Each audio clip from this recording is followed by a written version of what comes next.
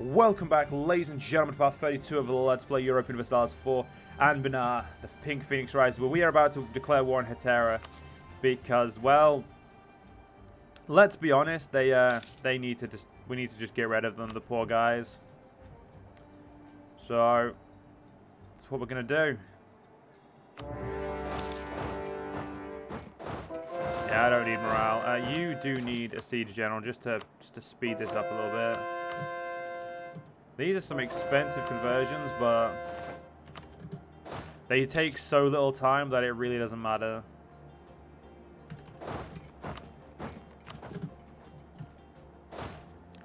Hey, Hetera.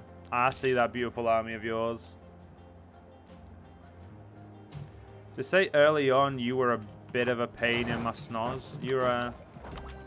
Ooh, Diplo, trade ideas, boys. And then... No. Fuck you. Fuck. I don't want the trade efficiency. Ah, well. And then the goods produce one. That's not what I meant to do, but...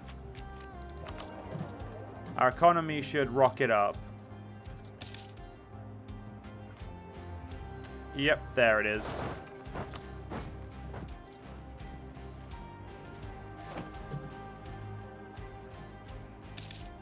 Beautiful. Yeah, the aggressive expansion up here is going to last for a while. I don't know what the colors up here mean. I'm pretty sure yellow still means, you know, they're willing to coalition you. But I could be wrong.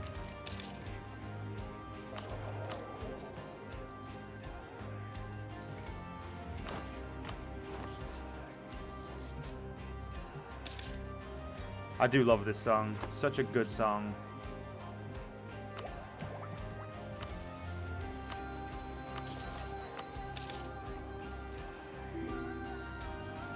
Now, one thing we're going to need is a bunch of manpower building, so... The reason we're going to need those is because I am going to give myself over to, what's it called?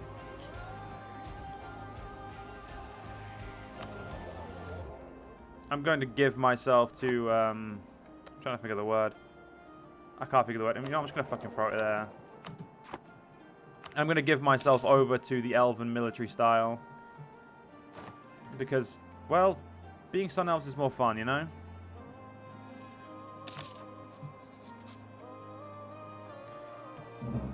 Fucking hell, we have a lot of improved relations. And to think, this time I didn't even try to go improve relations. Very happy with myself. Yeah, unfortunately we're going to have some conversions we just can't do.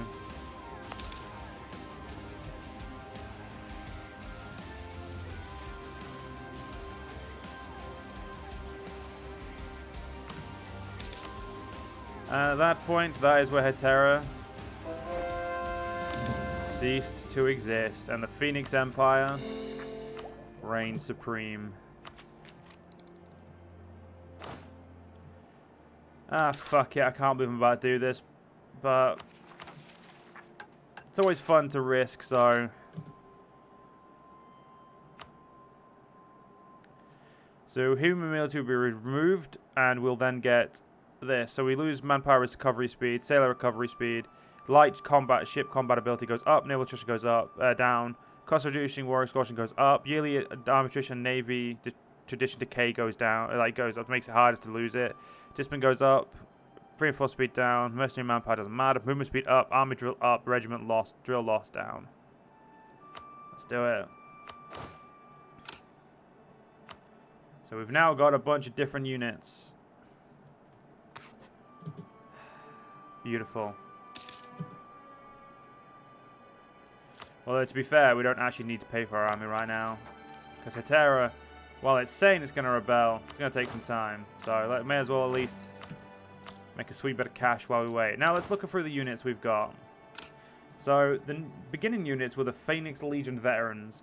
The Phoenix Legions once sprawled over Korovia to Yanshen in the Far East, following Jahar and his heirs to wars for the light of the Phoenix Empire. Sadly, those days are long gone, but many veterans of the Legion still live to this day and form an aging but elite military corps.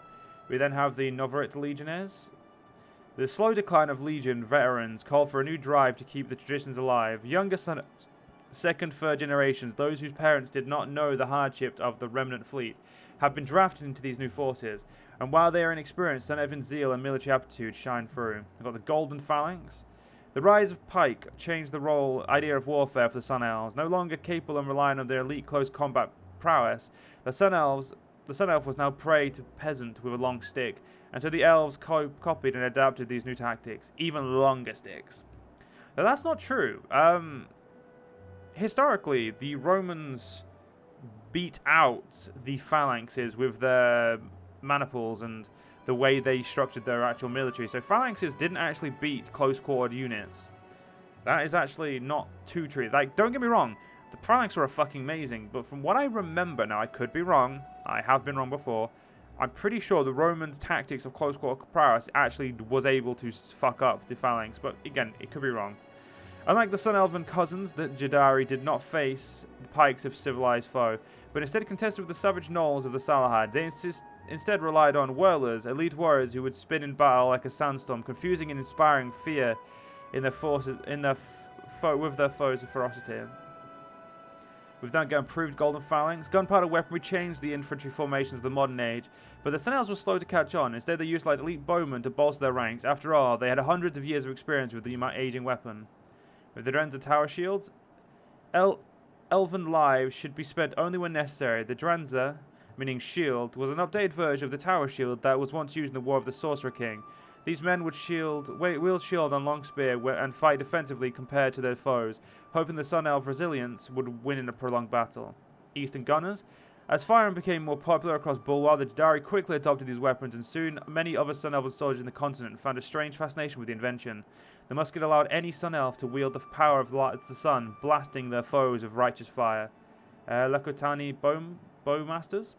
Many Sun Elves invited by the burgeoning state of Askare found themselves a new home in the foresty hills of the Lektonami, taking on humble jobs like hunting and carpentry. These Sun Elves eventually learned the ways of the bow from monks of the righteous path in the neighboring Xianji.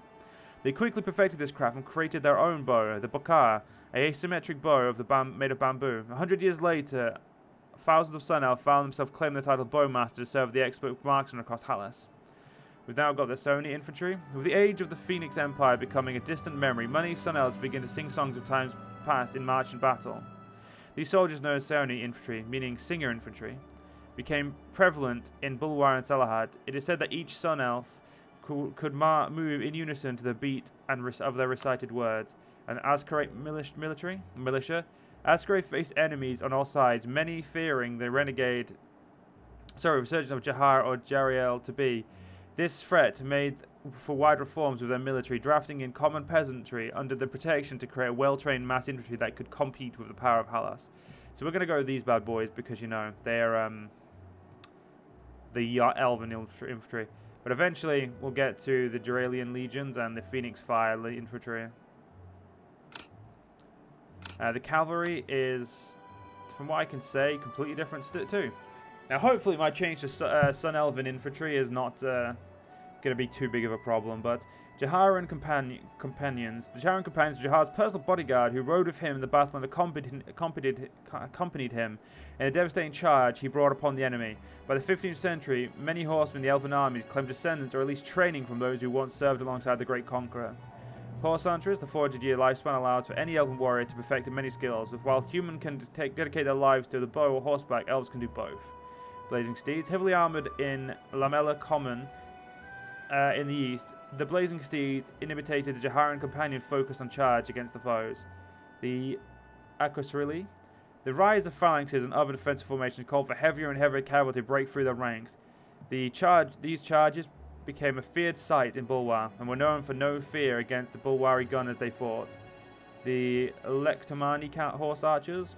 The Bakard bow of the Sun Elven made adoption of the composite bow prevalent in both Hellas and the Salahad, making in a mesh between two worlds.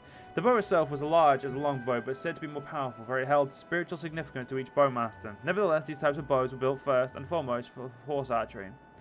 And the Saranza cavalry. It is undisputed that the Jari way of mounted warfare is the best. The Saranza cavalry, named after the province, became the generalized term for the widespread adoption of the Jari tactics across all Sun Elven armies. Well, the Jadari didn't do great, so hopefully me adopting their armies ain't gonna fucking fuck me up. However, our armies can now act quicker to threats when necessary. That was pretty much my main goal, is the fact that now our armies can actually...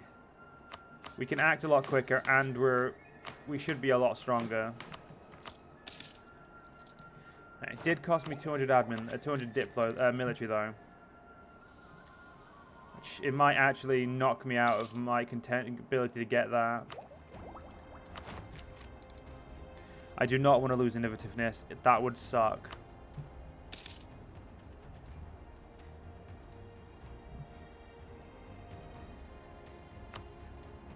Okay. The command has good military. Who would have fucking guessed?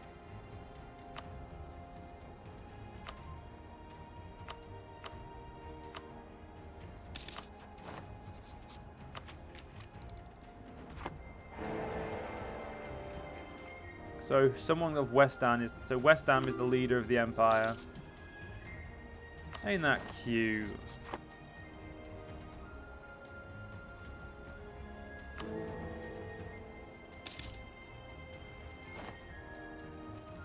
Oh, wow. Interesting.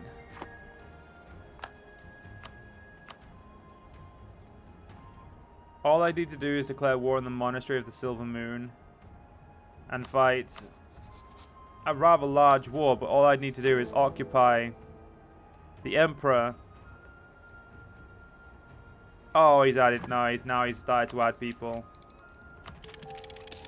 I was close. I was close. Very close.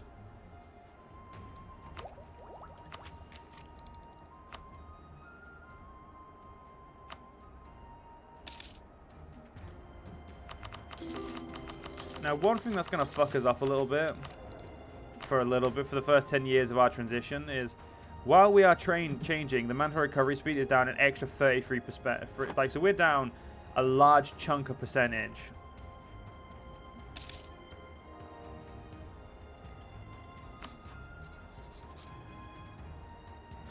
If only the Empire was, well, if only I'd caught on quicker and just declared war. My own fault, really. I had a chance to just quickly declare war, and no CB war nonetheless, but... What's a no CB war when you could have just fucked up the entirety of the enemy?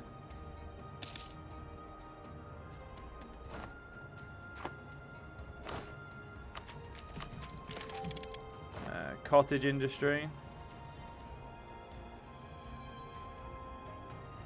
Sure, whatever.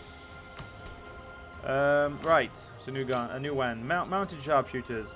It is said that the elven eyes can see more clearly and farther than any other race, so it is no surprise that many elves adopted this craft.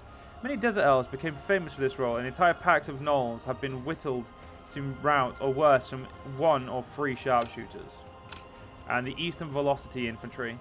While the Moon Elven Count Brethren popularized the term, Sun Elves had adopted gunpowder weapons long before them, especially amongst the deserts of the Jad. The Sun Elven armies were eventually lumped in with the common moniker of Velocity Infantry. As like their Moon Elven counterparts, they too had perfected the art of reloading a musket, hence the name Velocity.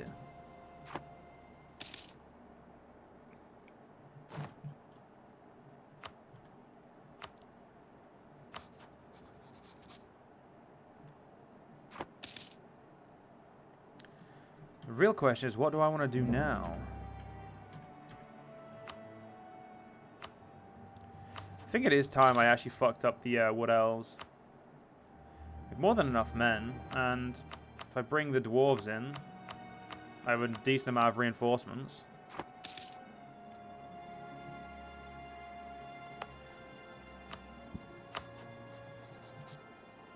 And I can pretty much spare the vast majority of my armies.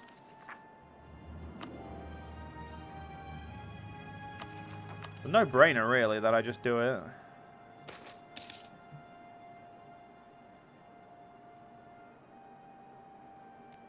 Nah, we're not gonna be slaving.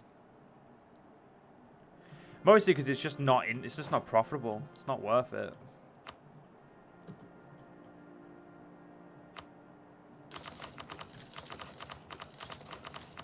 Get as many barracks as possible. I want to make sure our manpower is coming in nice and steady, even as we're elves.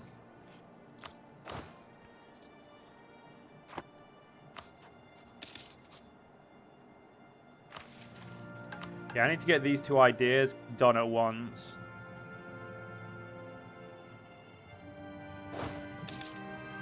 Wait, Port Jahar? Where's that? Oh, there. Cool. How big can my navy be? Okay, we can actually...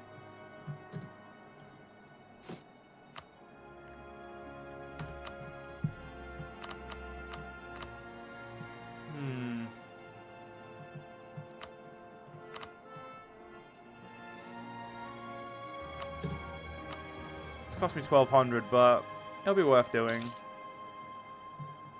gonna create it here.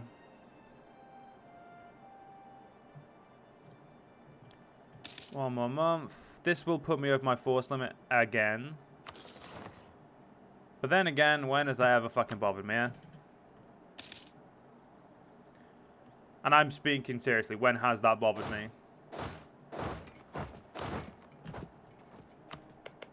This is going to be a fight against Wood Elves, so we need to position our troops over here. You are not necessary.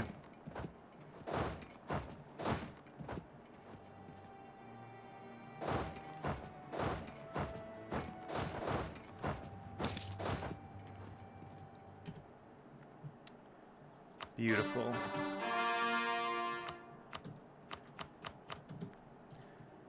Oh, Hetera, you're going to join the beautiful new sun cult. And life is just going to be happy for you.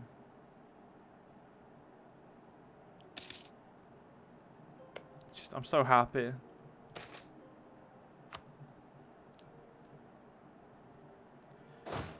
Five armies. And, ooh, do I start making some 50? Do you know what?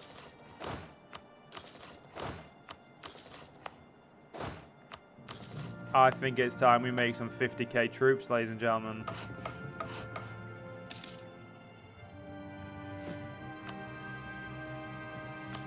It's definitely time we quickly paid for our military, though. Let me guess. Hetera? Yeah, they're going to just rise up in a moment. We'll let them rise up of their own volition.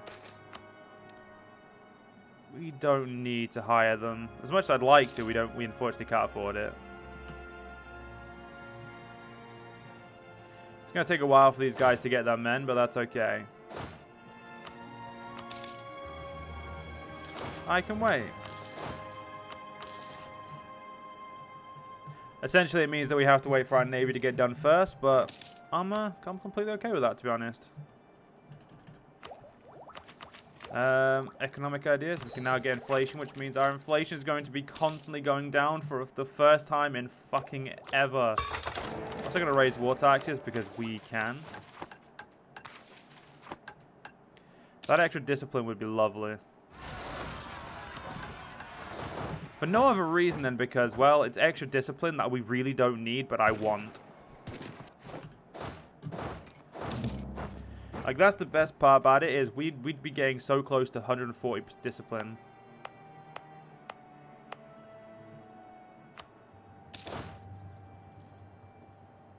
Yeah, maybe when 50Ks are too big, but still gonna make 50K. I like my 50K armies.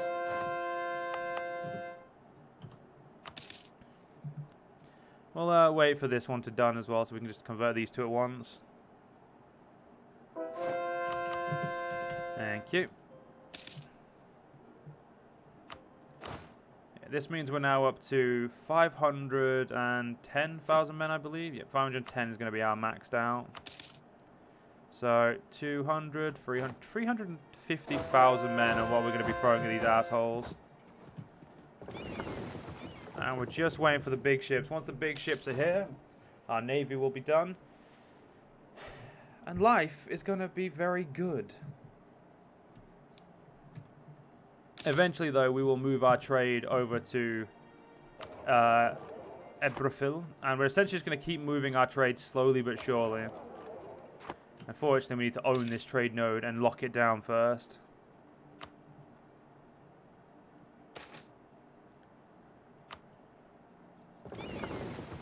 Yeah, we'll let our big ships get done and then we'll end the part.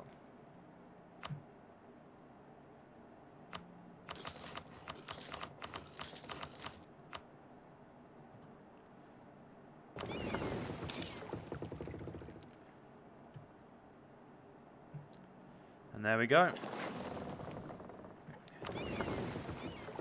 Ah, just like that, we have a beautiful... Okay, our economy has shit itself a little bit. Don't need to upgrade my ships, which is great. Oh, great, we now have imperialism. Oh, fuck yeah, thank God I waited, eh? But you know what, we'll wait till the next part to declare war. I hope you guys enjoyed. If you guys did enjoy, please do follow me on YouTube, follow me on Twitch, join the Discord, all the links are down below. Give a like, give a comment, all that fun stuff. But most importantly, please do check out the mod down below. It's vitally important you continue to check out the people who make the mods that I play, because it's important that they keep growing and keep getting support, because they're extremely awesome. And while this mod is definitely 10 times, even 500 times bigger than me, myself, as like a channel, I would still like to put, you know, my good vibes towards the mod guys. So, you know, go show them some love, and I'll see you guys in the next one. See you guys then.